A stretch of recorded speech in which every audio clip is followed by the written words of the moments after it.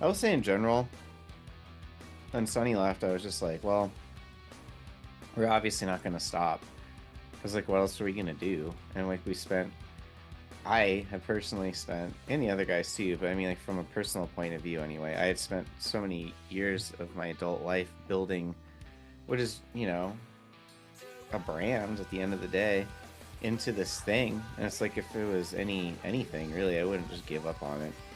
So, like, we knew we didn't want to stop.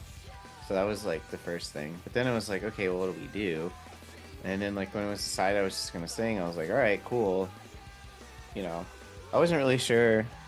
I guess there wasn't really like a whole lot of like examples of like that working or not working really yet. We were one of the first bands to kind of have to deal with that. And I don't know, it was just kind of stressful. And then, like, at the same time, because we had gotten signed to Interscope, they saw, the situation for what it was, and they were just like, well, we think we can still make this work, but we want you guys to be more like this.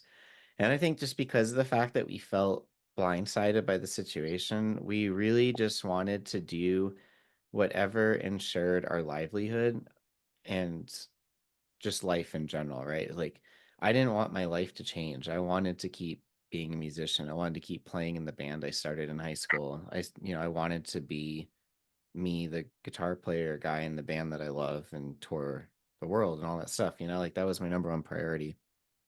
So anyway, with some hindsight, I feel like if we had the confidence to push back in a few places here and there, I think actually the transition would have gone a little bit smoother. But because the label wanted us to just do a complete left turn, I think that was probably to our detriment. And I think there's a lot of sick songs in self-titled, and I actually like the record. But I think if we had done a little bit of fan service to massage the transition a little bit better, it would have helped our cause quite a bit. But you know what? I was like 20, early 20s then, and now I'm 40 and I'm a lot smarter now. So, um, I can't really like live with that regret or anything. It's just like, hindsight's just serving me right now. That's about it. But I mean, honestly, Thrown to the Wolves though, that was just like the result of being unhinged and not caring anymore because we had gotten fucked over through the process of making the last record, felt abandoned by people in the business and the industry, by our fans. Not like, I shouldn't say our fans, I guess like more of like our outside fans, like outside the core kind of people. The outspoken minority that doesn't do well with change.